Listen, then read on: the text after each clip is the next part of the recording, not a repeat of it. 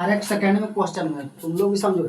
12 second में जो question है, ये डी का मान दिया हुआ है, एस नॉट का मान 75 दिया हुआ है, तो ए और टी नो निकाले। तो हमको ये पहले दिमाग लगाना है कि एस नो का जो मान दिया हुआ है, इसका मतलब हमको ये कह रहा है कि पहले एस नो का मान है, तो मतलब एस एन का पहले सूत्र लगाने का है। तो हम लोग पहले एस एन का सूत्र लगाएंगे, ठीक है। अरे एस एन का सूत्र जब लगाएंगे तो उसमें हमको ए और डी और एन का मान जरूरत पड़ेगा। तो एक डी का मान हमारे पास दिया हुआ है, एन का मान नहीं है, एन का मान देखो या नो है, तो नो बैठा देंगे। उसके बाद ए का मान इसी से निकल जाएगा, एस एन का सूत्र लगाएंगे, एस एन का मान सूत्र लगाएंगे, एन का मान निकल जाएगा, ए का मान। तो उसके बाद क्या करेंगे, तो फिर टी नो निकालने का है, तो टी नो निकालने का है, इसका मतलब टी एन का सूत्र लगाने का है। तो फिर नीचे लगाएंगे, उसके नीचे टी एन बराबर A plus N minus 1 into D.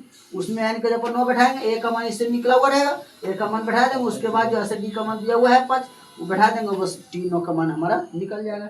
ये हमारा 12 सेकंड हो जाएगा। उसके बाद 12 के थर्ड में क्या करेंगे, टी 12 बराबर 37 दिया हुआ है, तो फिर समझ लो कि टी 12 जब दिया हुआ है, मतलब टी एन का सूत्र लगाना। तो टी एन का सूत्र लगाएंगे यहाँ पर, तो एन के जब 12 रखेंगे, डी का मान 3 रखेंगे, तो अपने जो है इसमें से ए का मान निकल जाएगा हमारा। उसके बाद ए का मान हो जाएगा तो एक आंसर हो जाएगा। उसके बाद करें एस 12 निकाला, तो इसका मतलब एस एन का सूत्र लगाने का, तो एस एन का सूत्र लगाएंगे, एन के जब क्या रखेंगे 12, और डी का मान दिया हुआ है, डी का मान बैठा देंगे, और इसका टी 12 और ए का मान इसमें से निकलेगा, तो एन ए का मान बैठा देंगे, और एन का मान 12 है ये इसमें, तो एन का मान 12 बैठा देंगे, बस एस 12 का मान हमारा निकल जाएगा, ये भी बन जाएगा। उसके बाद देखो 12 क्या है, में क्या करेंगे, अंतिम पद एल बराबर 28 दिया हुआ है, तो अंतिम पद को ही टी एन कहते हैं। क्या कहते हैं, टी एन। क्या कहते हैं, टी एन। इसका मतलब टी एन का मान ये 28 दिया है। किसका मान दिया है, टी एन का मान 28। तो टी एन बराबर लगा देंगे सूत्र, और टी एन का मान 28 दिया है, तो टी एन बराबर सूत्र लगा देंगे। और ए और डी का मान हमको पता नहीं है, ए और डी रहने देंगे, है ना।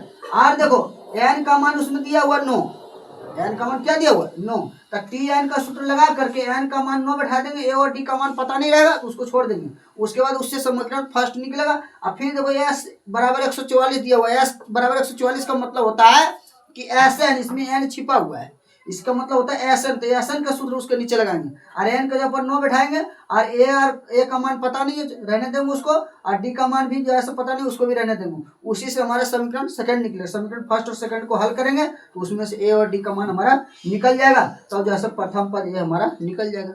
समझ में आया कि नहीं, इससे हमारा ये आंसर हो जाएगा। उसके बाद 12 के भी में देखो ए बराबर -18 और डी बराबर 2.5 है, और टी एन बराबर 3.6 है। तो हमारे पास क्या दिया हुआ, देखो हम बता दें, टी एन और एस एन को जरूर देखना है। तो टी एन का मान हमारे पास दिया हुआ 3.6, इसका मतलब कह रहा है कि टी एन का पहले सूत्र लगाएंगे। टी एन का सूत्र लगाएंगे तो उसमें से ए और डी का मान जरूरत पड़ेगा, तो ए और डी का मान दिया हुआ, ए और डी का मान बैठा देंगे। उसी से हमारा क्या निकल जाएगा, एन का मान निकल जाएगा। एन का मान निकल जाएगा, तो एन का मान निकालने का रहा, तो बस आंसर हो जाएगा हमारा। समझ में आया कि नहीं।